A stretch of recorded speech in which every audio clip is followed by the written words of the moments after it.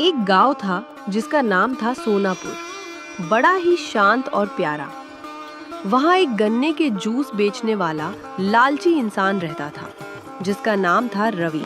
लालच के चक्कर में रवि अक्सर ही गन्ने के जूस में मिलावट किया करता था और उसे ये गलत भी नहीं लगता था। उसे लगता था कि थोड़ी बहुत मिलावट करने से क्या ही फर्क पड़ता है, किसी को क्या पता चलेगा। गन्ने का जूस तो वैसे भी मीठा ही होता है। आधा गिलास गन्ने के जूस में अगर मैं चाशनी वाला पानी मिला दूंगा तो किसी को कानों कान खबर नहीं होगी कि ये मिलावटी जूस है। और कौन सा इससे कोई बीमार पड़ जाएगा, बस थोड़ा मुनाफा ज्यादा हो जाएगा। चाशनी के पानी की वजह से रवि का दिया हुआ गन्ने का जूस लोगों को बहुत मीठा लगता था और उसमें थोड़ा सा मसाला मिलाने से लोगों को शक भी नहीं होता था। भाई रवि, बड़ा मजेदार जूस है।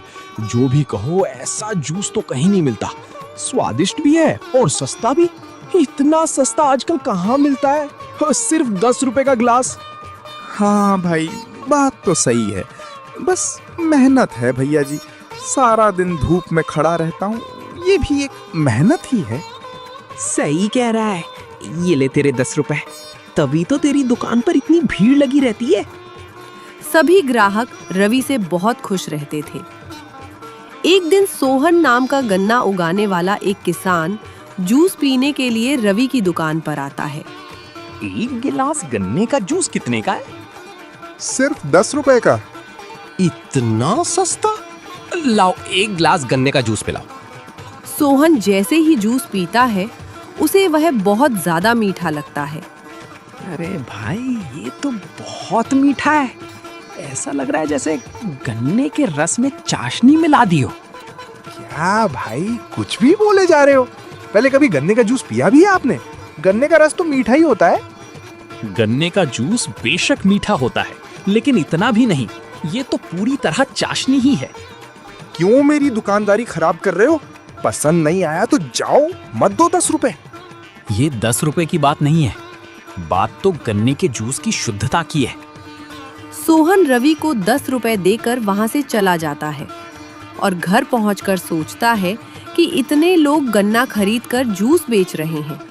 मेरा तो अपना खेत है, क्यों ना मैं भी जूस की दुकान लगाऊं? इस बार गन्ना बेचने की जगह मैं खुद जूस बेचूंगा।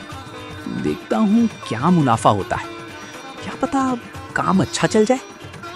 सोहन जल्दी ही एक छोटे से ठेले पर गन्ने और मशीन रखकर रवि की दुकान के पास ही अपना ठेला लगा लेता है। ये जगह बिल्कुल सही है। यहाँ भीड़ रहती है तो लोग जूस भी पिएंगे। अगर खाली जगह पर गया तो कोई नहीं आएगा।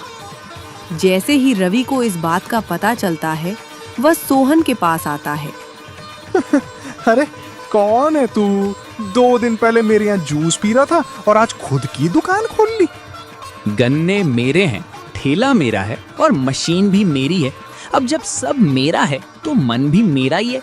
मैं कहीं भी दुकान लगाऊं तुम्हें क्या? और सुनो, मुझे पता है तुम मिलावट करते हो।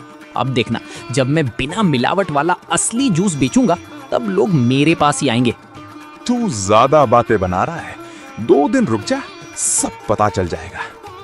सोहन के ठेले पर सुबह से शाम तक एक भी आदमी जूस पीने नहीं आता, जबकि रवि की दुकान पर पहले जैसी ही भीड़ रहती है। रवि, देखा तुमने? तुम्हारे पास ही किसी ने नया ठेला खोला है।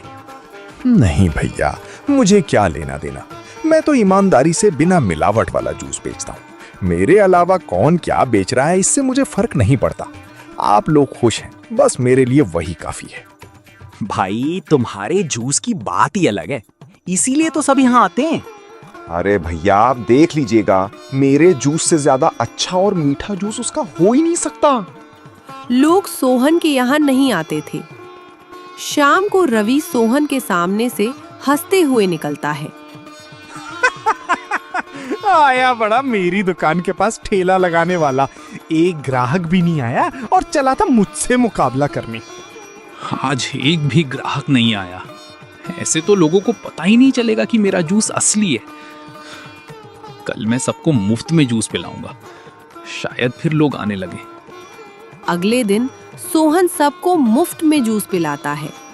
आइए, मुफ्त में शुद्ध गन्ने का जूस पीकर जाइए। एक बार पीकर तो देखिए। मुफ्त होने की वजह से काफी भीड़ आती है, लेकिन मिलावट न होने के कारण वह रवि के जूस से कम मीठा लगता है। जूस तो ठीक है, पर रवि का जूस ज्यादा मीठा होता है। आज फ्री का है तो पी लेते हैं, कल से वापस रवि की दुकान पर ही चलेंगे। उस दिन रवि की दुकान पर कोई नहीं गया। रवि यह सब देख रहा था। देखता हूँ कितने दिन तक मुफ्त में पिलाएगा। जैसे ही पैसे लेना शुरू करेगा, लोग वापस मेरे पास ही आएंगे। अगले दिन सोहन फिर काम शुरू करता है, लेकिन आज मुफ्त नहीं था। फिर वही हुआ, कोई ग्राहक नहीं आया। आज फिर कोई नहीं आ रहा। कल मुफ्त था तो भीड़ थी, पर मैं हमेशा मुफ्त में कैसे पिला सकता हूँ? आखिर मुझे भी तो कमाना है। दोपहर को एक आदमी सोहन के पास आता है। लाओ भैया, एक गिलास जूस पिलाओ। जूस पीकर वह आदमी बहुत खुश हो जाता है। वाह, ये है असली गन्ने का स्वाद, बिल्कुल शुद्ध। हाँ भैया, कोई मिलावट नहीं है इसमें। मैं जानता हूँ, उस रवि का जूस तो बहुत ही ज्यादा मीठा होता है, पर लोगों को शुरू से ही वही मीठा पीने की आदत पड़ गई है, इसलिए सब वहां जाते हैं। पर फिक्र मत करो, धीरे धीरे लोग तुम्हारे पास आने लगेंगे। उस आदमी के जाने के बाद सोहन सोचता है कि दिन भर में 10 से 15 लोगों से क्या होगा। आखिर रवि मिलाता क्या है, मुझे पता लगाना होगा। अगले दिन सोहन अपना चेहरा कपड़े से ढककर रवि की दुकान पर पहुंचता है और दूर छिपकर देखने लगता है कि रवि जूस कैसे बना रहा है। यहाँ से सब साफ दिखेगा। देखता हूँ ये बर्तन में क्या डाल रहा है। सोहन देखता है कि रवि जिस बर्तन में जूस निकालता है उसमें पहले से ही कोई घोल भरा हुआ है। सोहन तुरंत बाहर आता है और रवि को पकड़ लेता है। क्या मिलाया है तुमने इस जूस में? बताओ सबको। क्या मिलाया है? गन्ने का जूस ही तो है। और तुम पीछे क्या कर रहे हो? सामने आओ। ये जानबूझकर पीछे खड़ा नहीं होने देता ताकि इसकी मिलावट पकड़ी ना जाए। क्या हो गया भाई? रवि तो बहुत अच्छा जूस देता है, तुम क्यों झगड़ रहे हो? अगर आपको यकीन नहीं है तो इसे कहिए कि सबके सामने बर्तन धोकर फिर से जूस निकाले। अगर जूस वैसा ही मीठा निकला तो मैं माफी मांग लूंगा। लोगों के दबाव में आकर रवि को सबके सामने जूस निकालना पड़ता है। इस बार जूस पहले जैसा मीठा नहीं था। ये क्या है रवि? ये जूस तो मीठा ही नहीं है। आज तक तो ऐसा नहीं पिलाया तुमने। वो शायद आज गन्ने अच्छे नहीं हैं भैया। गन्ने वही हैं, बस तुम्हारी चालाकी खत्म हो गई। सच बताओ, क्या मिलाते हो? वरना अभी तुम्हारा सारा सामान चेक करेंगे। भैया मुझे माफ कर दो, मैं जूस में चाशनी वाला पानी मिलाता था ताकि वो ज्यादा मीठा लगे। मेरा यकीन मानिए, इससे कोई बीमार नहीं पड़ता, बस स्वाद बढ़ जाता है। धोखेबाज, तू हमें मिलावट वाला जूस पिला रहा था। अब से हम तेरी दुकान पर कभी नहीं आएंगे और दूसरों को भी बताएंगे। सब ग्राहक वहां से चले जाते हैं। सोहन अपने चेहरे से कपड़ा हटाता है। अच्छा, तो ये सब तुमने किया? मैंने नहीं, तुम्हारे लालच ने ये सब किया। मैंने तो बस लोगों को सच दिखाया। अब तुम्हें फिर से मेहनत करनी होगी और लोगों का भरोसा जीतना होगा। शुक्र मनाओ कि लोगों ने तुम्हें मारा नहीं। सोहन वहां से चला जाता है। रवि को अपनी गलती का एहसास होता है। ये सच है कि मैं लोगों को धोखा दे रहा था। बेईमानी का फल तो मिलता ही है।